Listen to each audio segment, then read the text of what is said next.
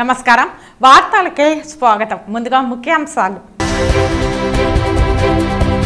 ఫిబ్రవరి 16న జరిగే పారిశ్రామిక గ్రామీణ బంద్ను జయప్రదం చేయండి సిపిఐ ఆఫీసులో జరిగిన రౌండ్ టేబుల్ సమావేశంలో తీర్మానం ఆశా కార్మికులను ప్రభుత్వ ఉద్యోగులుగా గుర్తించాలి డిమాండ్ చేసిన Andhra Pradesh United ASHA workers union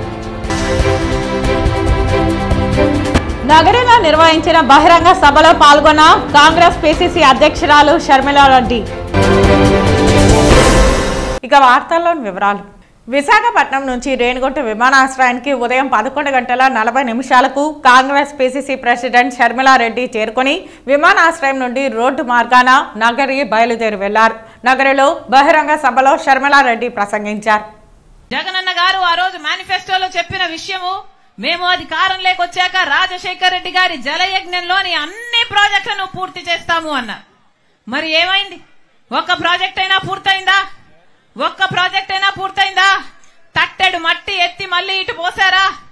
జలయజ్ఞం రాజశేఖర్ రెడ్డి గారికి ప్రాణమైతే అసలు నవరత్నాలలో అదొక రత్నం కదా. జలయజ్ఞంలో ప్రాజెక్టులు పూర్తి చేస్తామన్నారు.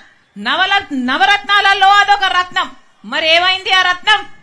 ఎక్కడ పోయింది జలయజ్ఞం? ఇదేనా రాజశేఖర్ రెడ్డి గారి ఆశయాలను నిలబెట్టడం అంటే? ఇక్కడ గాలేరి నగరి ప్రాజెక్టు పూర్తయితే ఈ ప్రాంతానికి ఎన్ని నీళ్లొచ్చును? 6 నెలల్లో పూర్తి చేస్తానన్నాడు. 6 నెలలు పూర్తయిపోయి ఎన్ని సంవత్సరాలు అయిపోయింది? దానికి దిక్కు లేకుండా పోయింది. ఇదేనా రాజశేఖర్ రెడ్డి గారి ఆశయాలను నిలబెట్టడం అంటే? రాజశేఖర్ రెడ్డి గారు ఒక మాట చెప్తే మాట తప్పడు, మడమ తిప్పాడు. అది రాజశేఖర్ రెడ్డి గారు. కానీ రాజశేఖర్ రెడ్డి గారి ఆశయాలను నిలబెడుతున్నామని చెప్తున్న వీళ్ళు ఒక్క మాట అంటే ఒక్క మాట అయినా నిలబెట్టుకున్నారా? మేనిఫెస్టోలో ఇన్ని మాటలు చెప్పారే, మేనిఫెస్టోలో ఏం చెప్పాడు జగనన్న గారు? పూర్తి మద్యపాన నిషేధం చేస్తానన్నాడు. ఏమన్నాడు? మద్యం అనేది లేకుండా చేసినాక తర్వాతనే నేను వచ్చి ఓట్లు అడుగుతాను అన్నాడు. ఉందా ఇప్పుడు మద్యం ఉందా? మద్యపాన నిషేధం అయిపోయిందా? మేనిఫెస్టోలో పెడుతున్నాను. ఇది మేనిఫెస్టో అంటే నాకు బైబిల్, ఖురాను, భగవద్గీతతో సమానం అన్నారు. ఏమైంది? పూర్తి మద్యపాన నిషేధం చేశారా? ఇప్పుడు పూర్తి మద్యపాన నిషేధం చేయలేదు కదా. సర్కారే మద్యం అమ్ముతుంది. ఇక సర్కారు ఏ మద్యం అమ్ముతుందంటే కల్తీ మందుతో ఈరోజు మన రాష్ట్రంలో పక్క రాష్ట్రాల కంటే 25% మంది ఎక్కువ లివర్ చెడిపోయి, మద్యం తాగి లివర్ చెడిపోయి ఎక్కువ మంది చచ్చిపోతున్నారు. ఈ మద్యం అమ్ముతుంది అంటే వాళ్ళు అమ్మిందే తాగాలట. వాళ్ళు ఎంతకు చెప్తే అంతకే కొనాలట. వాళ్ళు ఏది అమ్ముతే అదే తాగాలట. ఏమేమి అమ్ముతున్నారు? భూమ్ అంట, స్పెషల్ స్టేటస్ అట. ఇప్పుడు కొత్తగా చెప్తున్నాడు మన రాకేష్, డిఎస్సి కూడా వచ్చిందట. ఎక్కడయ్యా వాగ్దానాలు ఎక్కడ నిలబెట్టుకున్నారు అంటే మందు షాప్ లో నిలబెట్టుకున్నారు. ఇదేనా రాజశేఖర్ రెడ్డి గారి ఆశయాలను నిలబెట్టడం అంటే? పూర్తి మద్యపాన నిషేధం అని చేస్తామన్న వారు ఈ రోజు మద్యం మాఫియా చేస్తున్నారు, లిక్కర్ మాఫియా చేస్తున్నారు. ప్రపంచంలో ఎక్కడా లేదు ఇట్లా క్యాష్ తీసుకొని మాత్రమే మద్యం అమ్మడం. అంటే క్యాష్ మాత్రమే తీసుకుంటున్నారంటే ఎంత మద్యం అమ్ముతున్నారో ఎవరికీ తెలియదు. స్టేట్ ట్యాక్స్ కట్టడం లేదు, సెంట్రల్ ట్యాక్స్ కట్టడం లేదు. మొత్తం ఈ డబ్బులన్నీ వైసీపీ నాయకులకే పోతున్నాయి. మొత్తం మద్యం మాఫియా నడుపుతున్నారు. నగరిలో టిఆర్ కండ్రిగలందు వెలసిన శ్రీ దేశమ్మ అమ్మవారికి నూతన మహా కుంభాభిషేకం అత్యంత వైభవంగా ఈ రోజు నిర్వహించారు. ఈ కార్యక్రమానికి రాష్ట్ర మంత్రి ఆర్కే రోజా మరియు చైర్మన్ సభ్యులు పాల్గొన్నారు. ఉదయం వేద పండితుల మంత్రోచ్చరణ మధ్య ఆలయ గోపురంపై ప్రతిష్ఠించిన నూతన కలశంపై అభిషేకించిన జలాన్ని భక్తులకు అందజేశారు. తర్వాత ప్రత్యేక యాగం అనంతరం ఆలయ నిర్వాహకులు మంగళ వాయిద్యాల నడుమ అమ్మవారికి అభిషేకం మరియు ప్రత్యేక అలంకరణ చేసి దర్శన భాగ్యం కల్పించారు.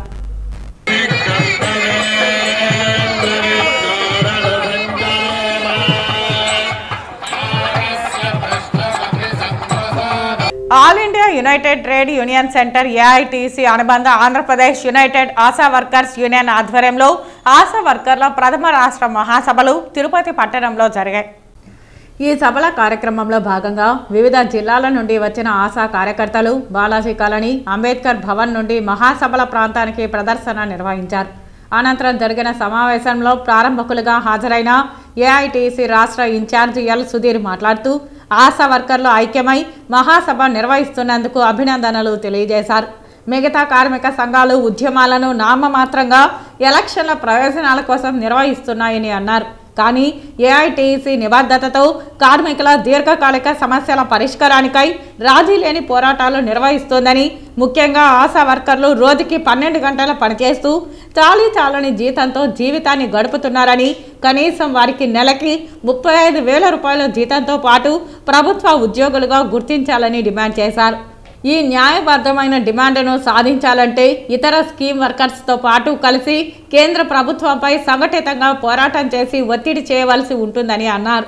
అందుకనే ఏఐటీసీ అనుబంధంగా scheme workers federation of India దేశవ్యాప్తంగా కార్మికుల డిమాండ్లపై ఉద్యమం నిర్వహిస్తోందని తెలిపారు. కావున ఆశా వర్కర్లు ఈ పోరాటానికి ముందుకు రావాల్సిందిగా పిలుపునిచ్చారు. ఈ సందర్భంగా SWFI జాతీయ అధ్యక్షురాలు టీసీ రమ మాట్లాడుతూ సమాజాన్ని నిర్మించాలంటే నూతన తరాన్ని రక్షించుకోవాల్సి ఉంటుందని, అందుకే మాతా శిశు సంక్షేమానికై ఆశా వర్కర్లు స్కీమ్ను ఏర్పాటు చేశారని, కానీ నేటి ప్రభుత్వాలు ఆశా వర్కర్స్ను అనేక ఇతర రాజకీయ పార్టీల కార్యక్రమాలలో కూడా భాగస్వామ్యం చేస్తూ వారిపై పని ఒత్తిడి కలిగిస్తోందని విమర్శించారు. ఈ మహాసభల అనంతరం ఆశా వర్కర్లు నూతన రాష్ట్ర కమిటీని ఎన్నుకున్నారు. గౌరవ అధ్యక్షులుగా కె కుమార్ రెడ్డి, రాష్ట్ర అధ్యక్షురాలుగా ఎస్ జహీరా, ఉపాధ్యక్షురాలుగా కె పవనమ్మ, జి కవిత, రాష్ట్ర కార్యదర్శిగా సిహెచ్ ప్రమీల, కార్యనిర్వాహక కార్యదర్శిగా టి మునేంద్ర, కోశాధికారిగా ఏ హరీష్, కమిటీ సభ్యులుగా 5 మందిని ఎన్నుకున్నారు. వెంటనే ప్రభుత్వం ఆలోచించి వీళ్ళని ప్రభుత్వ ఉద్యోగులుగా గుర్తించాలి. కనీసం వీళ్ళకి 4వ తరగతి ఉద్యోగులకు జీతభత్యాలు ఇవ్వాలి. అదే పద్ధతిలో వీళ్ళకి అన్ని రకాలైన సౌకర్యాలు కూడా ఏర్పాటు చేయాలని చెప్పని ఈ మహాసభ డిమాండ్ చేయబోతా ఉంది. వీళ్ళ దగ్గర పని చేయించుకోవడంలో ఉండే శ్రద్ధ, కనీసం వాళ్ళ పని చేయడానికి కావాల్సిన విషయాలు ఏవి ఈరోజు ఫోన్లు ఇచ్చినారు, వాటి నాణ్యత లేదు. వీళ్ళు పనిచేస్తున్న రంగం ఆరోగ్య రంగం. వాళ్ళకి అంటువ్యాధులు రాకుండా కనీసం మాస్కులు, వాళ్ళ చేతి గ్లౌజులు, వాళ్ళ శానిటైజర్లు కూడా ఇస్తున్న పరిస్థితి అనేది లేదు. కాబట్టి ఇవన్నీ కూడా ఏర్పాటు చేయాలని మహాసభ డిమాండ్ చేయబోతోంది.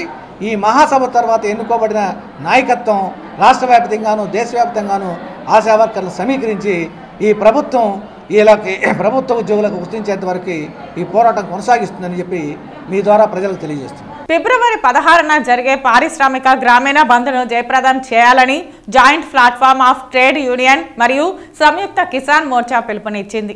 సిపిఐ ఆఫీసులో ఫిబ్రవరి 16వ తేదీన joint platform of trade unions మరియు సంయుక్త కిసాన్ మోర్చా సంఘాలు ఇచ్చిన పిలుపుని జయప్రదం చేయడం కోసం అన్ని రాజకీయ పార్టీలతో రౌండ్ టేబుల్ సమావేశాన్ని నిర్వహించారు. రౌండ్ టేబుల్ సమావేశంలో సిపిఐ జిల్లా కార్యదర్శి పి మురళి, సిపిఎం జిల్లా కార్యదర్శి వి నాగరాజు, తెలుగుదేశం పార్టీ నుండి ఆర్సి మునికృష్ణ, సిపిఐ ఎంఎల్ నుండి రామశెట్టి వెంకయ్య పాల్గొన్నారు.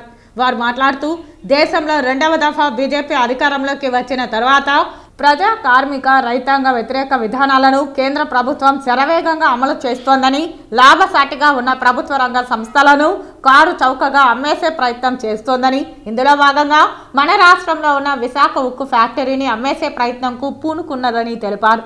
అలాగే వ్యవసాయ రైతు 3 నల్ల చట్టాలను కేంద్ర ప్రభుత్వం తీసుకువచ్చినందుకు ఢిల్లీ మహానగరంలో దాదాపుగా 700 రోజులకు పైగా రైతాంగ పోరాటం నిర్వహించడం జరిగిందని, ప్రధాని క్షమాపణలు చెబుతూ ఈ నల్ల చట్టాలను వెనక్కి తీసుకుంటున్నానని బహిరంగంగా ప్రకటించినా ఇప్పటి వరకు పార్లమెంటులో ఆ చట్టాలను వెనక్కి తీసుకుంటున్నట్లు కానీ రద్దు చేస్తున్నట్లు కానీ పట్టించుకోకపోవడం చాలా దుర్మార్గమని, అలాగే బ్రిటిష్ కాలం నుండి పోరాడి సాధించుకున్న 44 కార్మిక చట్టాలు రద్దు చేసి 4 లేబర్ కోడ్లు తీసుకురావడం అనేది చాలా దుర్మార్గమైన విషయమని అన్నారు. 16 సమస్యల పరిష్కారం కోసం జరుగుతున్న ఈ పారిశ్రామిక సమ్మె గ్రామీణ బంద్ను జయప్రదం చేయాలని, అందుకోసం అన్ని రాజకీయ పార్టీల మద్దతు ఈ యొక్క గ్రామీణ భారత్ బంద్కు ఉంటుందని రౌండ్ టేబుల్ సమావేశం తీర్మానించడం జరిగింది. ఈ కార్యక్రమంలో ఏఐటీసీ జిల్లా అధ్యక్షులు ఎన్ చంద్రశేఖర్ రెడ్డి, నగర ప్రధాన కార్యదర్శి ఎన్డి రవి ఈ రౌండ్ టేబుల్ సమావేశానికి అధ్యక్షత వహించారు. అలాగే ప్రజా సంఘాల నాయకులు, ఏఐఎస్ఎఫ్ నాయకులు సాయి, నవీన్, హరికృష్ణ, ఏఐవైఎఫ్ జిల్లా అధ్యక్షులు రామకృష్ణ, ఏఐటీసీ జిల్లా ఆఫీస్ బేరర్స్ ఉదయ్ కుమార్, నాయకులు మహేంద్ర, పురుషోత్తం తదితరులు పాల్గొన్నారు. ఈ భారతదేశ వ్యాప్తంగా ఈ నెల 16వ తారీఖున కార్మిక సంఘాలు, రైతు సంఘాలు చేపట్టేటువంటి భారత బంద్కు అఖిలపక్ష సిపిఐ, సిపిఎం, టీడీపీ, ఎంఎల్ పార్టీలు సంపూర్ణమైనటువంటి మద్దతు తెలియజేస్తూ ఉంది. ఈ ప్రజానీకం కూడా స్వచ్ఛందంగా పాల్గొని రైతులు, వ్యవసాయ కూలీలు, కార్మిక సంఘాలందరూ కూడా ఈ భారత్ బంద్లో పాల్గొనాలి. తిరుపతి పట్టణం లాంటి ప్రాంతాల్లో, పట్టణ ప్రాంతాలు, నగర ప్రాంతాల్లో భారత్ బంద్కు వ్యాపారస్తులు, ఇతర శ్రేయాభిలాషులు అందరూ కూడా సహకరించాలని చెప్పేసి ఈ సందర్భంగా పిలుపునిస్తూ ఉన్నాం. తిరుపతి నగరంలోని తూర్పు, పశ్చిమ పోలీసులపై ఎన్నికల సంఘం కొరడా జులిపించింది. తిరుపతిలో జరిగిన లోక్సభ ఉప ఎన్నికల వ్యవహారంలో పోలీసులు ఏకపక్షంగా వ్యవహరించాలని పేర్కొంటూ వారిపై ఎన్నికల కమిషన్ వేటు వేసింది. తిరుపతిలో 3 సిఐలు, 1 ఎస్ఐని సస్పెండ్ చేశారు. ఇదివరలో తిరుపతి తూర్పు సిఐ శివప్రసాద్ రెడ్డి, పశ్చిమ సిఐ శివప్రసాద్, తిరుపతి తూర్పు పిఎస్ ఎస్ఐ మునస్వాములు, తూర్పు పిఎస్ హెడ్ కానిస్టేబుల్ ద్వారకారెడ్డి సస్పెన్షన్ చేసింది. అలాగే అలిపిరి సిఐ అబ్బన్న విఆర్కు బదిలీ చేస్తూ ఎన్నికల కమిషన్ ఆదేశాలు జారీ చేసింది. తిరుపతి ఎంపీ ఉప ఎన్నికల్లో దొంగ ఓట్ల కేసులు నీరుగార్చారని ఆరోపించారు. సాక్ష్యాధారాలు లేవని కేసు మూసివేశారని, ఎన్నికల్లో ఏకపక్షంగా వ్యవహరించాలని ఎన్నికల కమిషన్ సూచించింది. తెలుగుదేశం పార్టీ చిత్తూరు జిల్లా పార్లమెంటరీ అధ్యక్షుడు, చంద్రగిరి నియోజకవర్గ ఎమ్మెల్యే అభ్యర్థి పులివర్తి నాని ఆదేశాలతో పులివర్తి సుధారెడ్డి పర్యవేక్షణలో వారి కోడలు డాక్టర్ పులివర్తి త్రిషియారెడ్డి నిర్వహిస్తున్న మెగా వైద్య శిబిరంకు అనూహ్య స్పందన వచ్చింది. పాకాల పట్టణంలో డాక్టర్ పులివర్తి త్రిషియారెడ్డి ఆదివారం మెగా మెడికల్ క్యాంపు నిర్వహించారు. ఈ సందర్భంగా పులివర్తి సుధారెడ్డి మాట్లాడుతూ గత వారం దామల చెరువులో నిర్వహించిన మెడికల్ క్యాంపుకు మంచి స్పందన వచ్చిందని, చిన్నపిల్లల దంత సమస్యలు, ఈఎన్టీ, ఇతర సమస్యలకు వైద్య సేవలు అందిస్తున్నామని తెలిపారు. ఈ మధ్య కొందరు టైంపాస్ కోసం మెడికల్ క్యాంపు పెట్టారని, 1/2 లీటర్ బ్లడ్ తీసుకుని ఆధార్ కార్డ్, ఫోన్ నెంబర్లను తీసుకుని దొంగ ఓట్ల నమోదుకు ఉపయోగించుకున్నారని తెలిపారు. ప్రపంచంలో ఎక్కడా ఉచిత మెడికల్ క్యాంపుకు ఆధార్ కార్డులు తీసుకోరని, ఒక్క చంద్రగిరి నియోజకవర్గంలోనే ఇలాంటి ఘటనలు జరిగాయని పేర్కొన్నారు. ఇది మంచి మనసుతో పిల్లల కోసం ఏర్పాటు చేసిన మెడికల్ క్యాంపు అని, అలాగే మల్టీవిటమిన్ సిరప్, ప్రోటీన్ పౌడర్, దగ్గుమందు, ఓఆర్ఎస్ ప్యాకెట్స్ ఉన్న మెడికల్ కిట్స్ అందజేశామని ఆమె చెప్పారు. ఎక్కువ మంది పిల్లలకు తాగునీరు కారణంగా సమస్యలు వస్తున్నాయని, మనం తాగే నీరు కలుషితం కావడం కారణంగా వాంతులు, విరోచనాలు అవుతుంటాయని తెలిపారు. నియోజకవర్గంలో చాలా చోట్ల సురక్షితమైన మంచినీరు లభించడం లేదని పేర్కొన్నారు. దీనికి తోడు కాలువలు శుభ్రం చేయకపోవడం కారణంగా దుర్వాసనతో రోగాలు వస్తున్నాయని తెలిపారు. చాలా ప్రాంతాలలో డ్రైనేజీతో తాగునీరు కలవడం ద్వారా సమస్యలు తలెత్తుతున్నాయని చెప్పారు. సిమెంట్ బల్లలు, సూచిక బోర్డుల వల్ల ప్రచారం తప్ప ప్రజా ప్రయోజనం ఉండదని పులివర్తి సుధారెడ్డి హితవు పలికారు. ఈ కార్యక్రమంలో టీడీపీ, జనసేన నాయకులు, కార్యకర్తలు, మహిళలు తదితరులు పాల్గొన్నారు. ఈ పాకాల మండలానికి సంబంధించి హాస్పిటల్ సదుపాయం అస్సలు లేదు. అండ్ ఆ ప్రామిస్ మేము వాళ్ళకి ఇచ్చాం. ఇంత ఒక చాలామంది 2000, 3000 మంది చాలామంది పిల్లలు వచ్చేసారు. సో మనం చాలామంది ఇక్కడ ఆల్మోస్ట్ 10 మెంబర్స్ డాక్టర్స్ కూడా ఉన్నారు. ఓపిక్గా అందరికీ చూస్తూ ఉన్నారు. రాబో కాలంలో వైద్య విద్య అన్నది మా ప్రాధాన్యం. మా తెలుగుదేశం పార్టీతో పాటు మా కుటుంబం, పులివర్తి కుటుంబం, మా వంతు సాయంగా అన్ని రంగాలలో మేమందరం చదువుకున్న వాళ్ళం. చదువుకు తగిన ప్రాధాన్యత చదువుకి ఇస్తాం. అండ్ యువత కోసం ఉద్యోగాలు కల్పిస్తాం. పిల్లల హెల్త్ కోసం మేము సూపర్వైజ్ చేస్తాం. పాప ఉంటుంది, మా బాధ్యత అది మేము తీసుకుంటాం.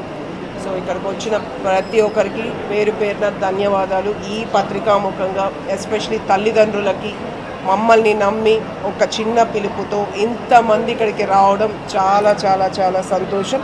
అండ్ మేము దీన్ని ఇలాగ కంటిన్యూ చేస్తాం కూడా. రాబో కాలంలో ప్రత్యేకించి పిల్లల మీద అతి శ్రద్ధ మేము చూపుతాం. మా వంతుగా మేము ఈ మాట ఇస్తున్నాం.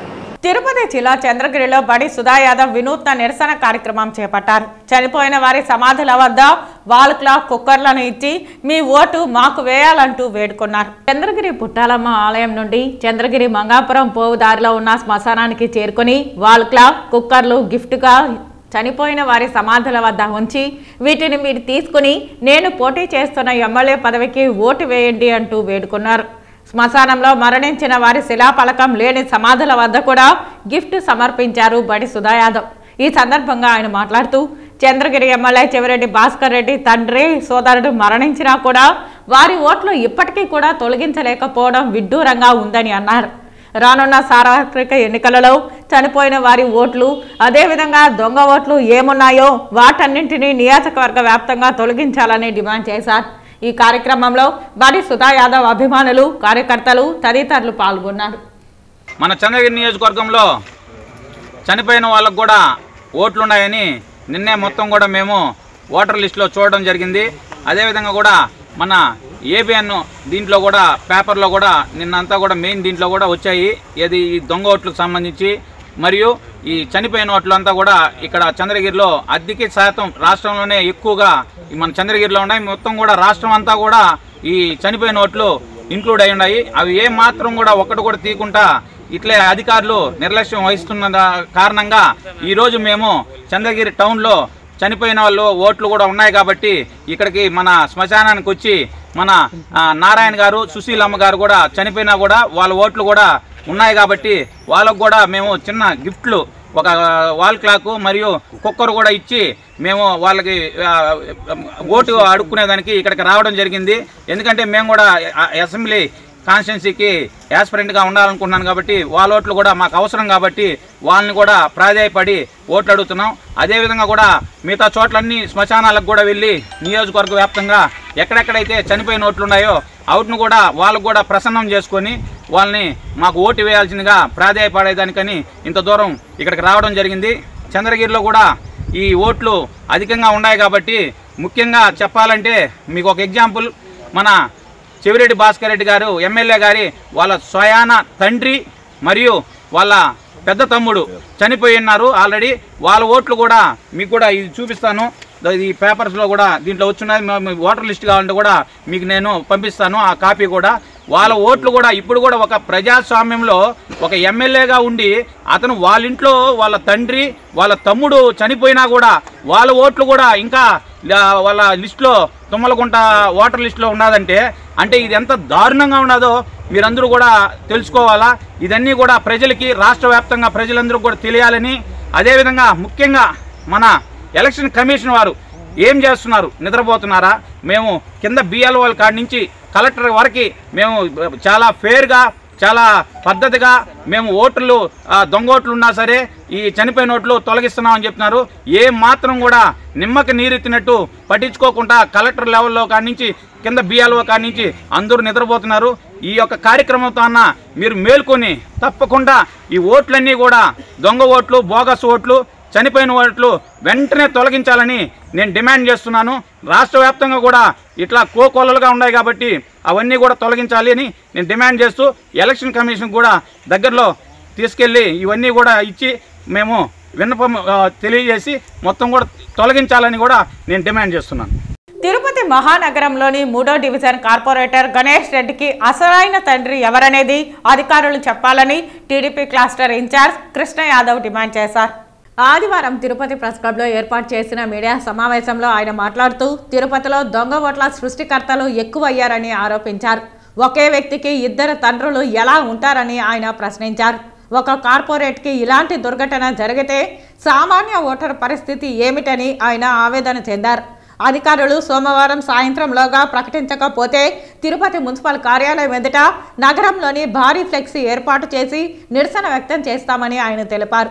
ఈ మీడియా సమావేశంలో తెలుగుదేశం పార్టీ నాయకులు పాల్గొన్నారు. ఒక కార్పొరేటర్ కి 2 తండ్రులను సృష్టించిన ఈ అధికారులు దీనివల్ల మాకు మనోభావాలు దెబ్బతిన్నాయి. ఒక కార్పొరేటర్ కే తండ్రులు మార్చేస్తారు. మీరు కార్పొరేటర్ చూసుకున్నాడా ఏమో మాకు తెలియదు, మాకైతే అధికారులే చేశారనిపిస్తా ఉంది. పాపం ఆ అధికారులు చెప్పాలి మాకు. 2 తండ్రులను సృష్టించిన ఈ అధికారులు ఒక కార్పొరేటర్ గా సృష్టించినారంటే ఇంకా ఎంతమంది ఓటర్లకి తండ్రుల్ని తల్లుల్ని సృష్టించుంటారో లెక్కేసుకోండి మీరే. తిరుపతి లాంటి పుణ్యక్షేత్రంలో దొంగ ఓట్ల సృష్టికర్తలు తయారైపోయినారు.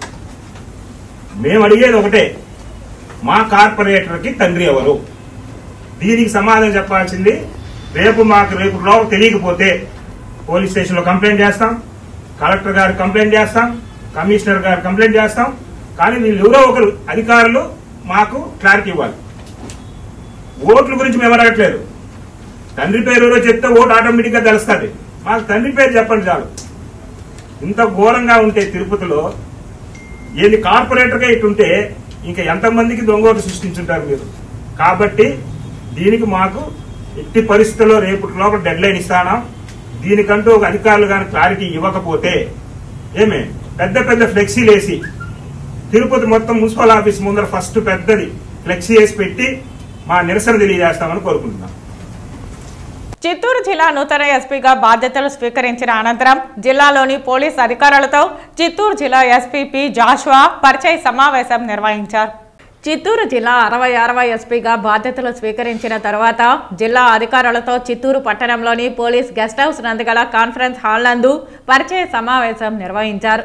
జిల్లాలోని సబ్ డివిజన్ వారీగా అధికారులు ఎస్పీని పరిచయం చేసుకున్నారు. అనంతరం అడిషనల్ ఎస్పీ అడ్మిన్ అరీపుల్లా మాట్లాడుతూ పట్టుదల అధికారి మన జిల్లాకు రావడం మన అదృష్టమని తెలియజేశారు. ఈ సందర్భంగా అధికారులతో జిల్లా ఎస్పీ మాట్లాడుతూ చిత్తూరు జిల్లా పలమనేరు సబ్ డివిజన్కు డీఎస్పీగా పనిచేసి మరలా 12 సంవత్సరాల తర్వాత ఇదే చిత్తూరు జిల్లాకు ఎస్పీగా రావడం చాలా సంతోషమని తెలియజేశారు. కాకి యూనిఫామ్ ధరించిన మనమందరం ఒకే కుటుంబమని, కులమత విభేదాలు లేకుండా మనందరినీ ఒకటి చేస్తుందని తెలిపారు. అదేవిధంగా ప్రజలు వారికి కష్టమని పోలీస్ స్టేషన్కు వచ్చినప్పుడు వారిని మన కుటుంబ సభ్యుల వలె భావించి వారికి న్యాయం జరిగేలా కులమతాలకు మరియు రాజకీయాలకు అతీతంగా మన ఉద్యోగ ధర్మాన్ని నిర్వర్తిస్తూ ఫ్రెండ్లీ పోలీసింగ్ మరింత అలవర్చుకోవాలని తెలిపారు. రానున్న రోజుల్లో జరగబోయే ఎన్నికలపై మనం ప్రత్యేక దృష్టి సారించాలని, దానికి గాను ఇప్పటి నుండే ప్రణాళికలు సిద్ధం చేసుకుని ప్రణాళికాబద్ధంగా పనిచేసి ఎన్నికలు సజావుగా సాగేలా చూసుకోవాలన్నారు. మన జిల్లా 2 రాష్ట్రాలకు బార్డర్ జిల్లా గనక అక్రమ మద్యం మరియు డబ్బు రవాణా ఎక్కువగా జరిగే అవకాశం ఉన్నందున బార్డర్ చెక్ పోస్టులు మరింత బలోపేతం చేయాలని తెలిపారు. అక్రమ రవాణా చేస్తున్న వారినే కాకుండా వారిపైన ఉన్న వారిని గుర్తించి వారిని అరెస్టు చేసినప్పుడే అక్రమ రవాణాకు అడ్డుకట్ట వేయగలమని తెలిపారు. ఎన్నికల సమయంలో లా అండ్ ఆర్డర్ చాలా సున్నితంగా ఉంటుందని, కావున అందరం ఎల్లప్పుడూ అప్రమత్తతతో ఉంటూ ఏదైనా సంఘటన జరిగినప్పుడు సరైన సమయంలో సంఘటన స్థలానికి చేరుకునే విధంగా ఉండాలని తెలిపారు. ఈ పరిచయ సమావేశంలో additional SP admin Arifulla, additional SP SEB A V Subbaraju, sub division డిఎస్పీలు, జిల్లాలోని డిఎస్పీలు, ఇన్స్పెక్టర్లు మరియు ఎస్ఐలు పాల్గొన్నారు. చిత్తూరులో దారుణం చోటు చేసుకుంది. ఈరోజు మధ్యాహ్నం తోటపాలెంలో వీధి కుక్కలు స్వైర విహారం చేశాయి. కుక్కల దాడిలో 60 మందికి గాయాలయ్యాయి. ప్రభుత్వ ఆసుపత్రిలో ఇంజెక్షన్ల కోసం బాధితులు క్యూ కడుతున్నారు. నగరపాలక సంస్థ నిర్లక్ష్యంతోనే ఈ ఘటన సంభవించిందని తెలిపారు. కుక్కలు ఒక్కసారిగా దాడి చేయడంతో తోటపాలెం పరిసర ప్రాంత ప్రజలు భయభ్రాంతులకు గురవుతున్నారు. కుక్క కాటుతో చిత్తూరు ప్రభుత్వ ఆసుపత్రిలో బాధితులు చికిత్స పొందుతున్నారు. మందులన్నీ అందుబాటులో ఉన్నాయని, ఎవరూ ఆందోళన చెందవద్దని తెలిపారు. మెరుగైన వైద్యం అందించాలని వైద్యులకు ఆదేశించారు. పిచ్చి కుక్కను పట్టుకునేందుకు చిత్తూరు నగరపాలక సంస్థ చర్యలు ప్రారంభించింది. అంతవరకు ప్రజలు అప్రమత్తంగా ఉండాలని సూచించారు. పిచ్చి కుక్క కనిపిస్తే వెంటనే సమాచారం ఇవ్వాలని చిత్తూరు నగరపాలక సంస్థ తెలిపింది. కుక్క కాటుతో ప్రభుత్వ ఆసుపత్రిలో చికిత్స పొందుతున్న బాధితులను చిత్తూరు నగరపాలక కమిషనర్ అరుణ పరామర్శించారు.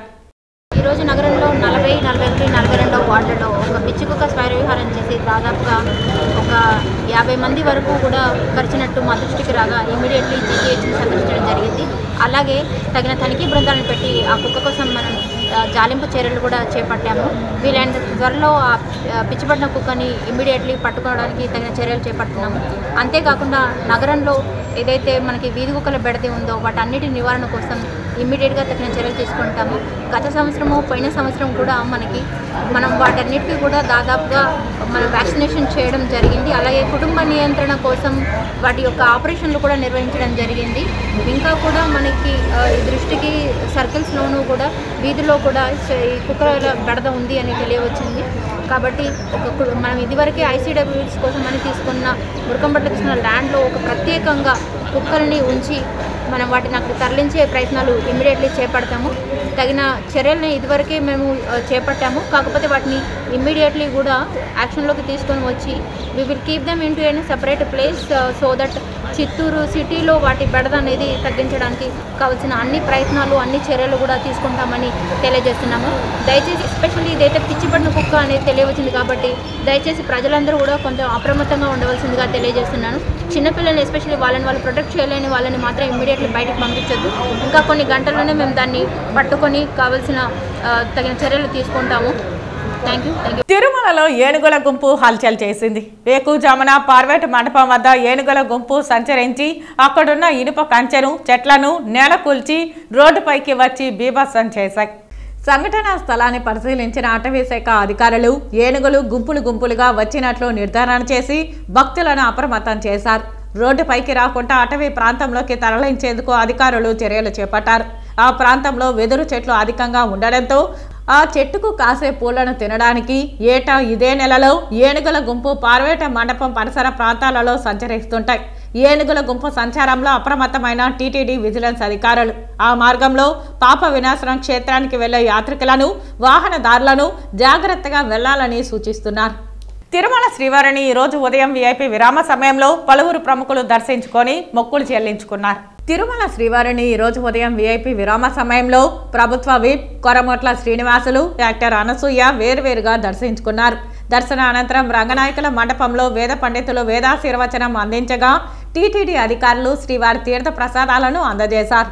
వార్తలు ముగించే ముందు ముఖ్యాంశాలు మరోసారి. ఫిబ్రవరి 16న జరిగే పారిశ్రామిక గ్రామీణ బంద్ను జయప్రదం చేయండి. సిపిఐ ఆఫీసులో జరిగిన రౌండ్ టేబుల్ సమావేశంలో తీర్మానం. ఆశా కార్మికులను ప్రభుత్వ ఉద్యోగులుగా గుర్తించాలి డిమాండ్ చేసిన Andhra Pradesh United ASHA workers union. నగరంలో నిర్వహించిన బహిరంగ సభలో పాల్గొన్న కాంగ్రెస్ పిసిసి అధ్యక్షురాలు షర్మిలారెడ్డి. ఈ వార్తలు ఇంతటితో సమాప్తం. నమస్కారం.